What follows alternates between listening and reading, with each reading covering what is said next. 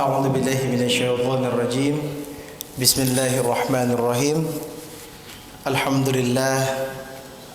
لله الذي هدانا لهذا وما كنا لنهتدي لولا أن هدانا الله أشهد أن لا إله إلا الله وأشهد أن محمدا عبده ورسوله قال رب اشرح لي صدري ويسر لي أمري واحلل عقدة من لساني يفقهوا قولي وقل ربي أنزلني منزلا مباركا وأنت خير المنزلين Subhanallah bihamdihi adada khalqihi wa ridha nafsihi wa zinata arshihi wa midada kalimatihi.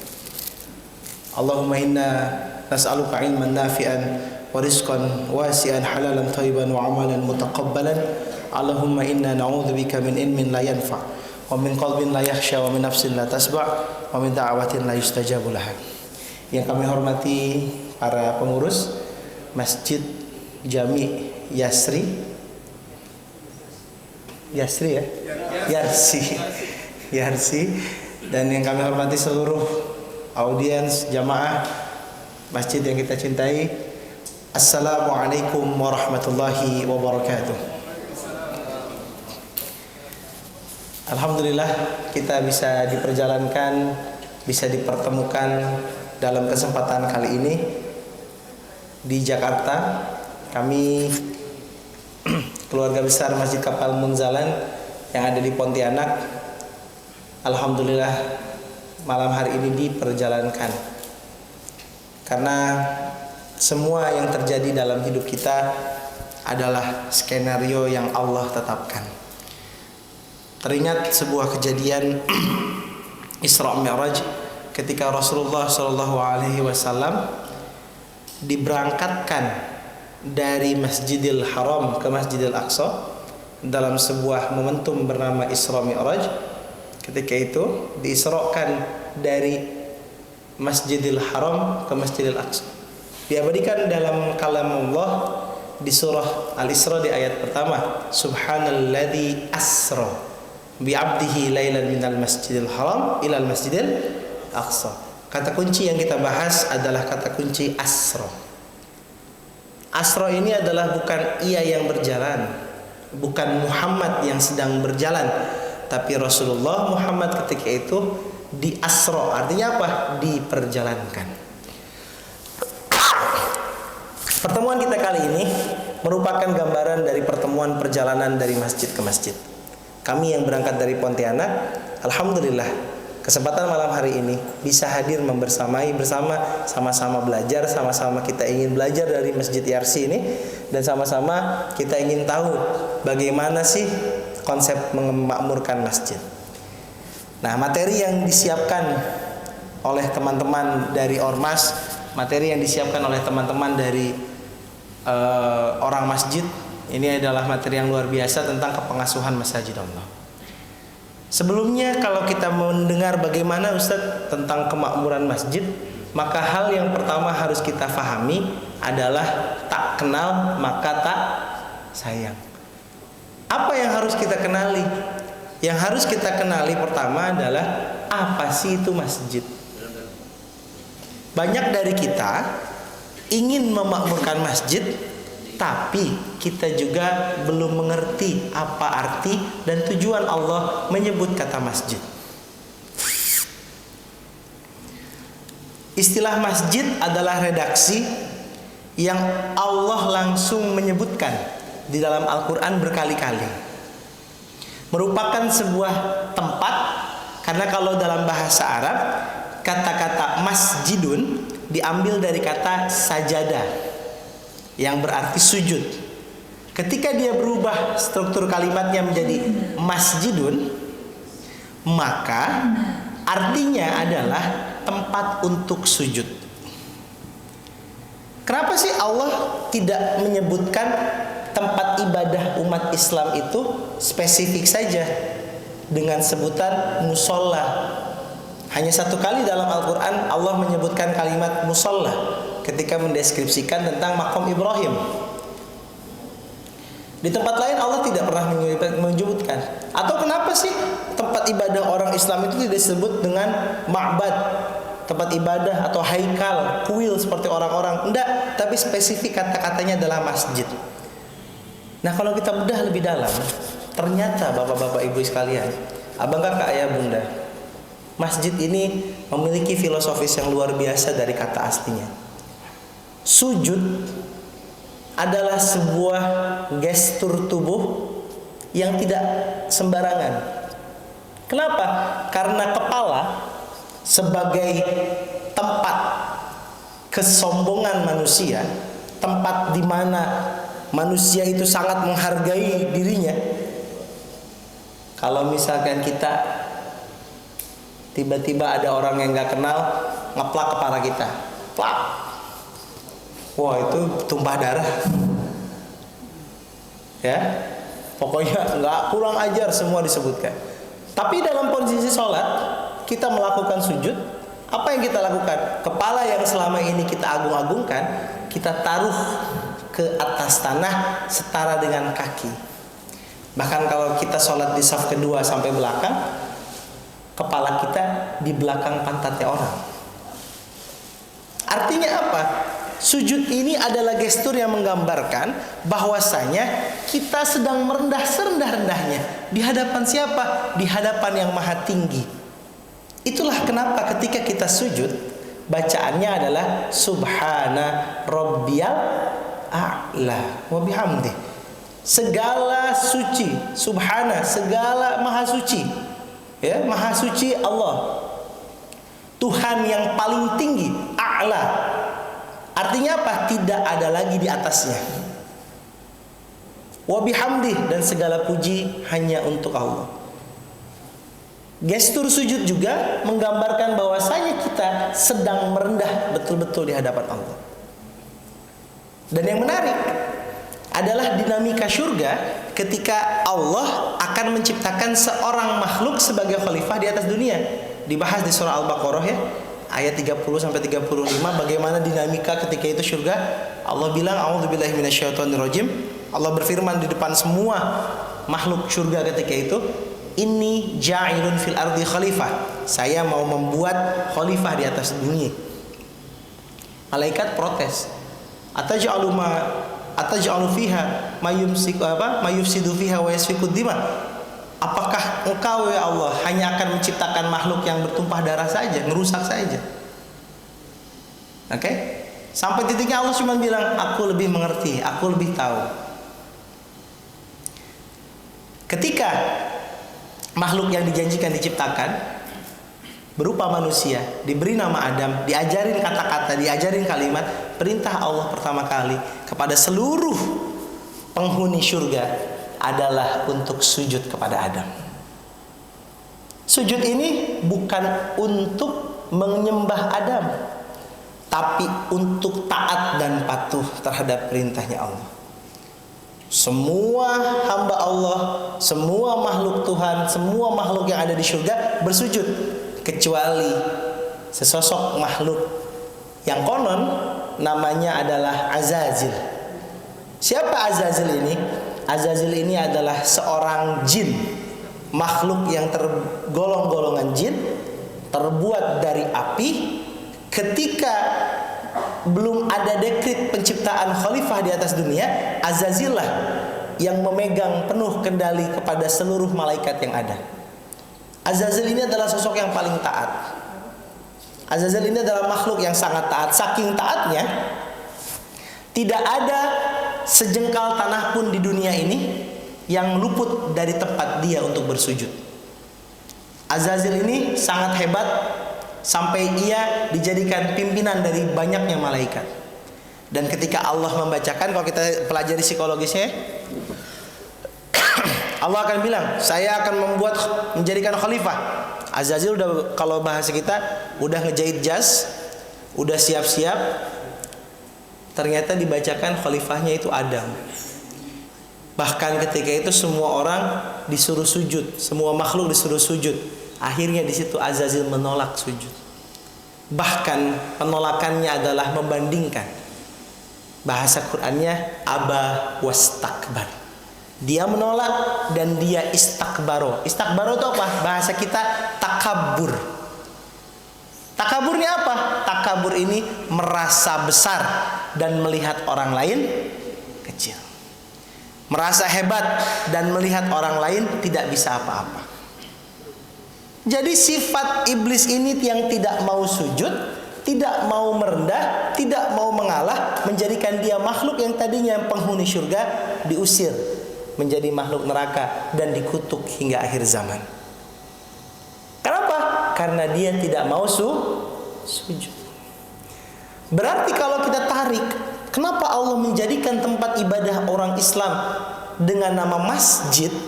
Artinya orang-orang yang datang ke masjid, orang-orang yang ingin memakmurkan masjid, orang-orang yang kembali ke masjidnya Allah, dia harus punya spirit pertama apa? Spirit untuk merendah.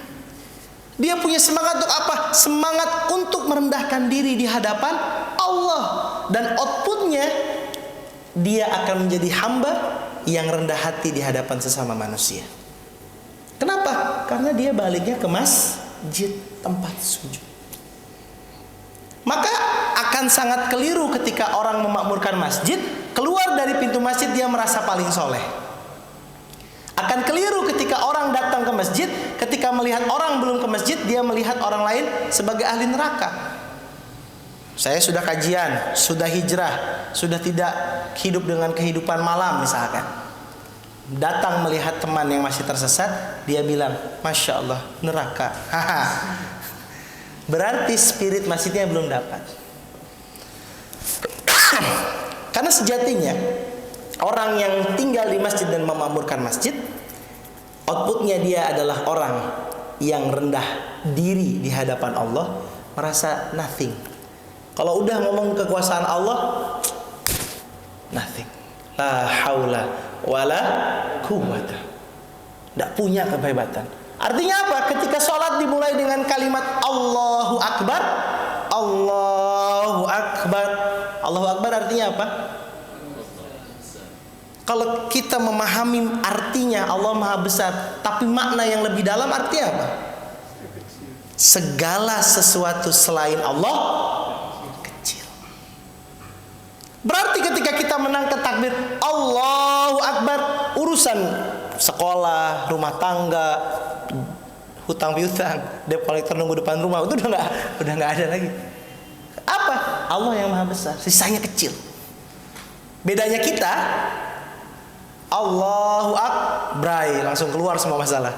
Inspirasi, ide masuk ketika sholat. Siapa itu? Saya. Betul? Artinya apa? Kita belum mengerti esensi dari masjid, kita belum mengerti esensi dari sholat. Kenapa sholat harus ngangkat tangannya? Nih, kita nggak bawa apa-apa ke hadapan Allah. Kita nggak bawa apa-apa ke hadapan Allah. Nggak bawa harta, nggak bawa jabatan, nggak bawa ketenaran, nothing, kosong. Disitulah kita betul-betul menjadi hamba Allah. Disitulah kita betul-betul menjadi orang yang bisa memakmurkan masjid. Jadi kalau kita berbicara, kok masjidnya bisa hebat? Bukan orangnya yang hebat. Betul tadi kata Bapak. Bukan urusan teknis angkanya, tidak. Kenapa masjidnya bisa hebat? Kenapa masjidnya bisa maju? Karena Allah hebatkan. Karena Allah majukan. Jadi kalau ditanya, kok ada masjid yang asetnya miliaran? Kok ada masjid yang bisa memanage 500 karyawan? Jawaban kami, itu bukan kerja kami. Itu kerjanya Allah. Masjid kami masjid kecil di dalam gang. Tidak besar, interiornya hanya terbatas. Sekelilingnya 90% non-muslim. 90% non-muslim. Jadi kalau tadi lihat, boleh videonya ketika lihat view ini ya, view drone-nya. Sekitaran kami itu warga etnis Tionghoa yang 90% non-muslim. Hanya 18 rumah orang-orang Islam. Boleh terus ke agak belakang. Nah, agak terakhir nggak apa-apa.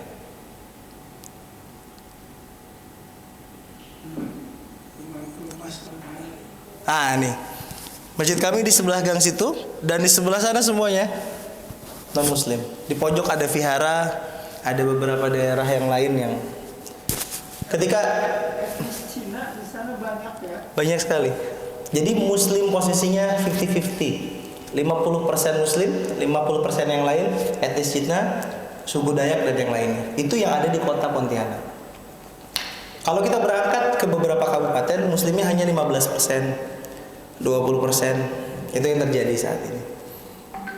Nah, yang terjadi adalah ketika kita menjadi tempat minoritas, ketika Islam datang di lokasi yang tidak strategik, di dalam gang, di tengah perumahan non-muslim, Allah menurunkan keberkahan yang luar biasa. Saat ini Masjid Kapal Munzalan sudah hadir di 12 kota. Jadi masjidnya punya cabang, Pak. Dan salah satu cabangnya ada di Ciledug, Jakarta, dengan nama Surau Duta Munzalan. Kami undang bapak-bapak semua untuk kalau nanti pengen tahu lebih dalam, boleh ke Surau Duta Munzalan. Ini ada Ustadz Habibi dan Ustadz Aji. Boleh Ustadz angkat tangan. Nah ini keduanya yang ditugaskan untuk standby di Surau Duta Munzalan Jakarta. Nah, apa yang bisa menjadikan Strong Way? Kenapa sih masjid di dalam gang di tengah komunitas non-muslim bisa bergerak hingga mewarnai dan menjadikan 1000 lebih masjid belajar ke sana? Kalau bukan kekuasaan Allah, maka tidak ada yang lain. Tapi pertanyaannya, apa yang bisa mengundang kekuasaan Allah itu datang? Apa yang bisa mengundang kekuasaan Allah itu hadir? Ini yang akan kita sama-sama obrolkan. Konsep dakwah yang diajarkan oleh gurunda kami Ustadz Luqmanul Hakim adalah dakwah yang sama-sama diajarkan bagaimana dulu Islam pertama masuk ke Nusantara. Jadi ketika kita bikin masjid, ada yang lucu cerita nih Pak ya. Masjidnya di dalam gang, 2011 dibangun, 2012 sudah jadi dan akan dimakmurkan. Karena sekelilingnya non muslim, maka jamaah sholatnya adalah dia yang azan, dia yang imam. Siapa yang mengawali? Namanya Ustadz Muhammad Nur Hasan. Kami panggil To'ya. Tok itu di sana bahasa Melayu, Tok itu panggil sebagai kakek. Kakek To'ya, kakek ya. Kenapa ya? Karena beliau orangnya sangat baik, nggak pernah bilang no. Pak Nur Hasan, kami mau ini, ya boleh. Akhirnya panggil To'ya. To'ya ini punya semangat bikin masjid milenial, masjid kaula muda.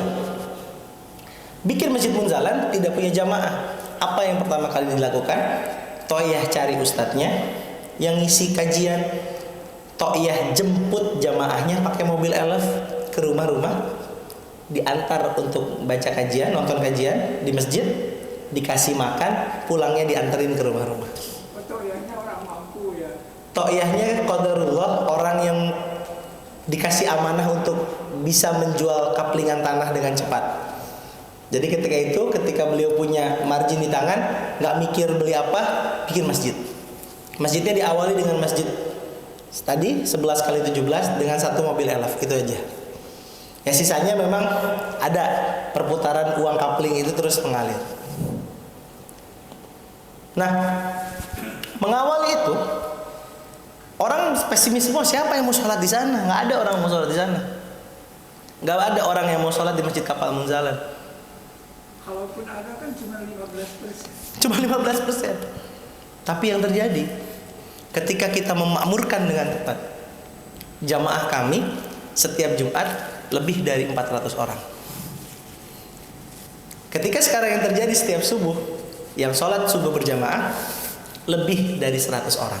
Pertanyaannya, dari mana mereka berdatangan? Ada yang datang dari daerah 5 km, 10 km, bahkan datang dari luar pulau termasuk saya. Saya asli Bandung.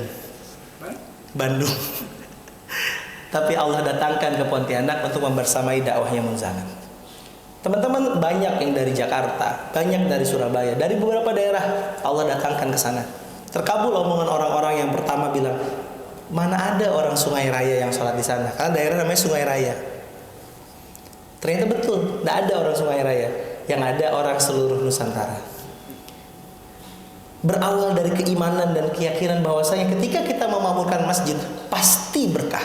Kan Allah yang bilang, Ya, Masjidil Haram lah contohnya. alladzi barakna haulahu. Allah udah bilang, sambungan dari ayat tadi, subhanalladzi asra bi'abdihi lailan minal masjidil haram ilal masjidil aqsa alladzi barakna haulahu. Masjid itu pasti diberkahi, tidak hanya masjidnya tapi sekeliling masjidnya. Dan tahu konsep awal memakmurkan masjid ternyata bukan dari seberapa hebat kajiannya, bukan dari seberapa hebat sistem manajemennya, tidak. Pintu awal memakmurkan masjid adalah dari memahami konsep awal dari dakwah itu sendiri. Yang tadi kita sempat singgung, bagaimana Islam masuk lewat di awal di Nusantara oleh para wali songo. Jadi kalau kita bawa kamus bahasa Arab, kamus Lisanul Arab katakan, ketika kita baca kamus Lisanul Arab, kita mencari kata kunci dakwah, maka arti dakwah yang pertama adalah nidaun ila ta'am wasyarab. Dakwah itu adalah panggilan untuk makan dan minum. Maka itu yang kami lakukan di Munzalan. Namanya masjid makan. Kami ajak orang datang ke Munzalan, kami ajak orang datang ke masjid untuk makan-makan. Inilah yang mendasari dulu para wali songo membuat banyak kegiatan. Untuk apa? Untuk mengajak orang-orang makan. Apa relevansinya?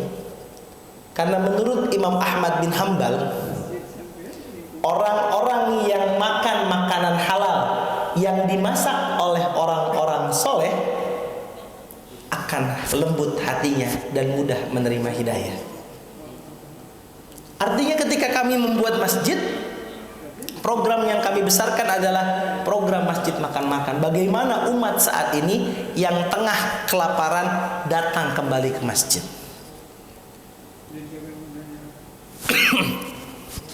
Kalau bapak-bapak ibu bisa ke Pontianak, mungkin sekarang bisa melihat udah makannya 3 kali sehari.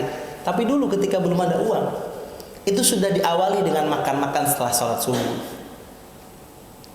Dikembangkan dengan memberi buah. Jadi kita punya program Pak untuk tetangga sekitar kita yang non muslim tadi, bagaimana mereka tidak memusuhi kita, bahkan mendukung program masjid. Mereka tidak protes dengan sirine masjid atau sound system masjid. Bagaimana caranya? Salah satunya adalah setiap hari Ahad atau setiap hari Jumat kita bagikan buah-buah yang kita potong, masukkan dalam kertas mika atau plastik mika, kita kelilingkan ke tetangga-tetangga kita. Selamat pagi kok, ini buah dari masjid. Oh kamsia, kasih ya katanya. Anak-anak kecil yang bantu bawa diciumin mereka, makasih deh katanya. Dari situ kita tidak pernah punya musuh. Bahkan ketika COVID kemarin di pertengahan 2021 sedang tinggi-tingginya, kita sensus siapa tetangga sekitar yang dalam kondisi kemiskinan, tidak punya penghasilan. Dan banyak ternyata warga-warga non muslim di sana yang tidak punya penghasilan. Akhirnya kita kirim sembako, kita kirim beras. Dari situlah mereka yang non muslim jadi pagar hidup masjid kami. Ada fenomena mu'alaf nggak? Wah, kalau yang mengerikan tuh mu'alafnya Pak di sana. Ya di sekitar situ. Jadi ketika kalau kita di sini jarang ya dengar orang masuk Islam. Kadang kalau di masjid masuk Islam tuh kita terharu gitu ya. Wah hebat. Di Pontianak Pak, seminggu bisa 2-3 orang yang masuk Islam. Dan sekarang orang-orang sekitar masjid yang mau menjual properti, mereka nggak nyari developer, mereka datang ke masjid.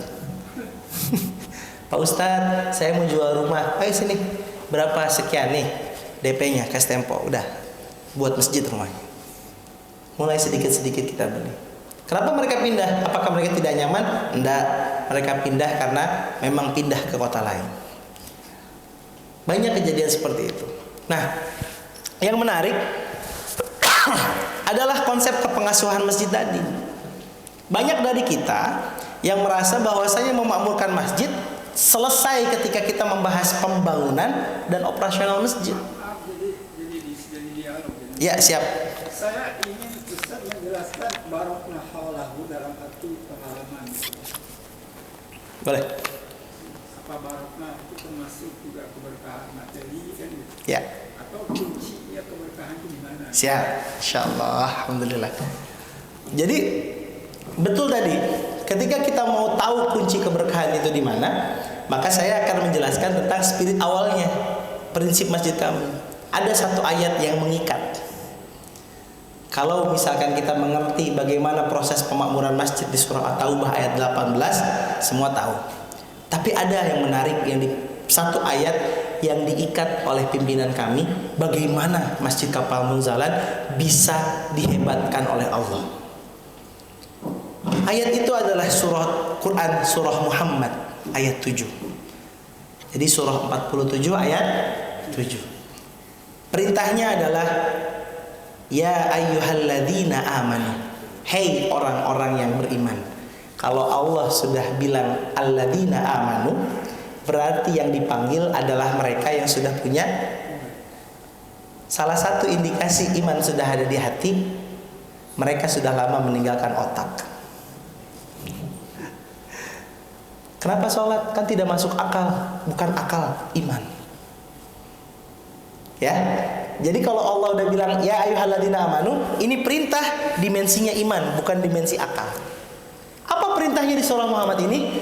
In tansurullaha, kalau engkau menolong agamanya Allah, yang surukum, maka Allah akan menolongmu, wa yutsabbit aqdamakum, dan meneguhkan posisimu. Saya sudah tahu, yes, tapi kita jarang praktek. Kenapa? Masjid kami sebelum besar, kami memikirkan pondok-pondok pesantren di sekitar Kalimantan Barat. Dari 2012. Dari 2012, Pak. Pimpinan pondok kami sudah keliling ke pondok pesantren, melihat kondisi pondok-pondok.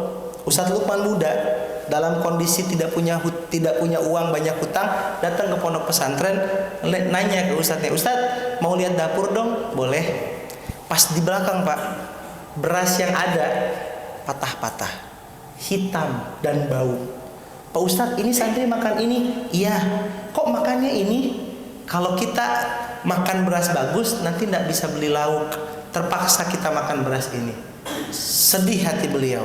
Akhirnya muncul ucapan, Pak Ustadz, Pak Kiai, biarkan saya yang cari berasnya." Disitulah awal mula Ustadz Lukman mengajak orang-orang berdonasi untuk mengumpulkan uang untuk dikonversi menjadi beras dan dikirim ke anak-anak pesantren penghafal Quran. Dan diawali dari gerakan 2012 itu, Pak. Per hari ini sudah ada 105 kota kabupaten cabang dari pergerakan itu yang kita sebut dengan gerakan infak beras. Pak, tadi orangnya 15% dimobilisasi untuk membantu pondok, masih menyambung. Ya, kita tarik ke belakang soalnya. Ya, ini kita narik strong view-nya dulu. Jadi saat ini gerakan kemasjidan kita, gerakan membantu kita, gerakan infak beras kita sudah bisa mendistribusikan 850 ton beras per bulan. 850 ton beras per bulan ke lebih dari 4.000. Berasnya kita ambil dari beberapa daerah lumbung nasional. Ya. Nah, pertanyaannya, bagaimana 15% orang yang tadi menyelesaikan? Enggak, Pak. Orang yang 500 itu bukan dari situ. Orang yang 500 itu bukan orang sekitaran masjid tadi. Mereka didatangkan oleh Allah dari jauh-jauh. Ada yang dari kota samping, ada yang dari pulau, ada yang dari apa, didatangkan, semuanya datang ke sana, datang ke Masjid Kapal Munzalan. Artinya orang-orang yang saat ini menjual propertinya, dirubah propertinya menjadi asrama, dirubah propertinya menjadi kontrakan, dirubah propertinya menjadi kamar guru-guru. Datang itu melamar sebagai pelamar kerja atau sebagai apa? Bukan melamar kerja. Datang ke sana sebagai santri. Makanya di kami tidak ada istilah 500 karyawan. Kami tidak mengenal 500 karyawan, Pak. Kami memakai istilah santri penerima amanah. Dan gratis. Kenapa santri? Santrinya jangan dibayangin anak-anak kecil. Santrinya segede Pak Taufik, santrinya segede Mas Hari, santrinya segede saya. Santrinya orang-orang lulusan S1. Kenapa santri, Pak Ustadz? Karena prinsipnya ketika kamu mau mengabdikan diri di masjid, kata kiai kami, harus mau belajar. Jangan bawa gelas penuh. Jangan bawa kesombonganmu di masa lalu. Jangan merasa sudah pintar. Datang ke masjid, kosongkan gelas, sujud yang benar. Ketika dia sudah mendeklarasikan dirinya sebagai santri, berikrar, ya kan, sudah mau jadi santri, barulah kita berikan amanah. Itulah 500 orang tadi. Jadi unik sekali gerakannya. Nah, ketika Ustadz Lukman roadshow dakwah ke daerah tertentu, diajak orang-orang menjadi pasukan amal soleh dengan gerakan infak beras, tumbuh. Jadi kembali ke Bapak biar saya betul. Ya. Sultan Surullahnya ini 1, 2, 3 ya. Tadi kan santri Al-Quran itu. Yang itu yang kita prioritaskan. Apalagi Intan Surullah tadi. Kan dari situ. Jadi kalau ini berarti kita sedang membahas teknis ya, Pak. Kita membahas teknis karena kalau udah bicara teknis detail sekali. Nggak usah bicara teknik. Justru saya ingin bicara esensi menolong Allah itu seperti apa sih? Oke. Insyaallah tabarakallah. Jadi gini, kalau kita berbicara tentang intong surullah, kita menolong agamanya Allah itu seperti apa? Intong surullah ini adalah kita hadir untuk orang-orang yang membutuhkan. Kita hadir untuk orang-orang yang kesusahan. Dimensinya apa?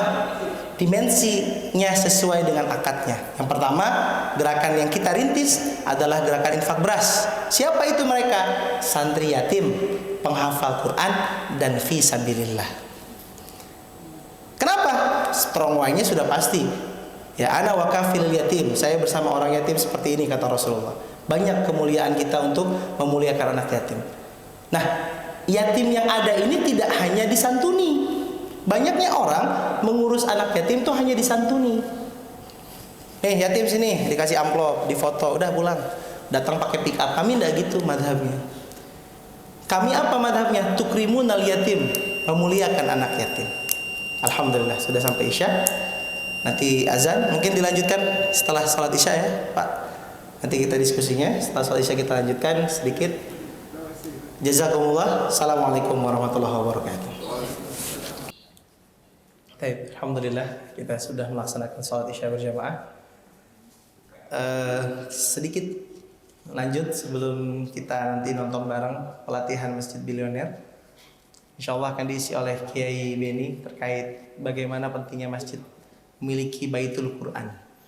Nah, yang tadi kita bahas tentang bagaimana masjid dibesarkan dan diturunkan keberkahan oleh Allah adalah dari bagaimana kita memahami konsep dakwah yang memang diajarkan oleh Rasulullah SAW. Ya, Rasulullah menjadikan masjid tidak hanya sebatas tempat beribadah, tapi masjid dijadikan tempat berkumpulnya segala macam aktivitas. Makanya kalau kami di Munzalan mengekstrak ayat surah At-Taubah ayat 18, innama ya'muru masajidallah man amana billah wal yawmil akhir wa aqamas shalah wa ata zakah wa lam yakhsha ilallah. Keempat hal ini kami ekstrak menjadi 4 sifat. Man amana billahi wal yawmil akhir kami ekstrak menjadi sifat ketaatan. Kenapa ketaatan? Karena orang-orang yang beriman, orang yang beriman yang tadi sudah meninggalkan logikanya, aktualisasi dari keimanan adalah taat. Dia akan loyal sama perintahnya Allah. Dia nggak akan pernah mengeduakan, mengetigakan apa yang Allah mau. Jadi ekstrak dari man amana billah wal yawmil akhir adalah nilai ketaatan. Yang kedua, wa aqamas shalah. Aqamas shalah kita ambil nilainya dari sini adalah sifat keteladanan. Loh, apa hubungannya sholat dengan keteladanan? Karena sholat, kata Allah, adalah ibadah yang akan menghilangkan sifat-sifat buruk dari manusia. Inna sholata tanha anil fahsyai wal munkar. Di surah Al-Ankabut ayat 45. Sholat ini adalah ibadah yang akan menghilangkan sifat fahsya dan munkar dari manusia. Apa itu fahsya? Fahsya itu adalah sifat buruk dari manusia yang didorong dari nafsu seksual. Nonton pornografi, selingkuh, LGBT, prostitusi, itu semua fahsya. Orang yang sholatnya benar, sholat yang di level iman, dia nggak bakal punya itu. Yang kedua, mungkar. Mungkar ini apa? Kejelekan manusia yang didorong dari nafsu perut. Korupsi, nepotisme, ya, apalagi mencuri, perampok, copet. Ini mungkar. Orang yang sholatnya betul dan tepat, dia nggak akan punya sifat ini. Jadi orang-orang yang sholatnya benar, aqamah sholat, mendirikan sholat dengan tepat, maka ekstrak dari sifat dari kata ini adalah sifat keteladanan. Yang ketiga, atazakah. Atazakah ini adalah memberikan zakat. Sifat orang yang memakmurkan masjid bukanlah mereka yang menghimpun dana, memajang saldonya dan membangga-banggakan. Tidak. Karena spirit utama dari kemakmuran masjid adalah ata, distribution. Sifat pemakmuran masjid adalah mendistribusi kepedulian. Wali Songo zaman dahulu kenapa bikin menara masjid tinggi-tinggi? Selain untuk azan, setelah azan para muazin akan menengok warga sekitar, siapa rumahnya yang tidak ada asapnya. Oh, rumah fulan tak berasap, rumah fulan tak berasap. Selesai sholat berjamaah, takmir masjid tadi akan membawa bahan makanan ke rumah yang tidak berasap tadi. Jadi spirit dari atazakah ini apa?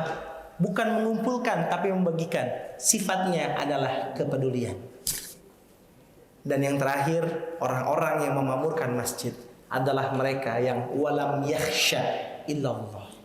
Mereka adalah orang-orang yang tak takut apapun kecuali sama satu zat, yaitu Allah. Jadi ketika dia memakmurkan masjid, dia nggak takut omongan orang lain. Dia ketika memakmurkan masjid, dia nggak takut dikomen orang tidak punya masa depan. Ketika dia memilih masjid sebagai perusahaan tempat dia mengabdi, dia nggak takut sama orang-orang yang mencemooh dia.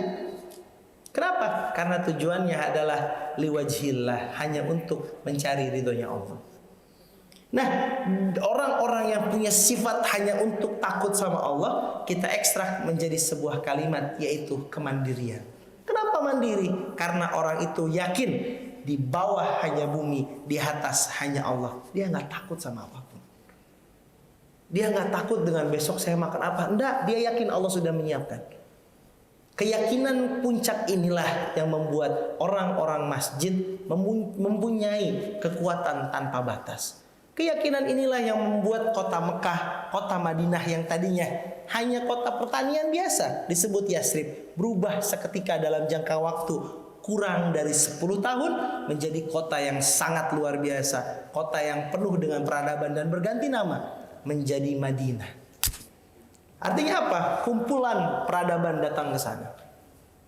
Nah, 4 sifat ini, ketaatan, keteladanan, kepedulian, dan kemandirian, kita jadikan unsur semangat dalam memakmurkan masjid.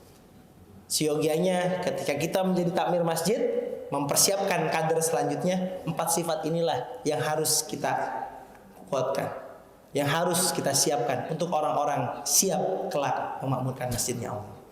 Nah, setelah ini insya Allah pukul 8:30 kurang lebih nanti akan dibahas tentang sifat keteladanan. Sifat teladanan ini di masjid kami rubah menjadi institusi bernama Amal Pendidikan yang kita sebut juga sebagai Baitul Quran.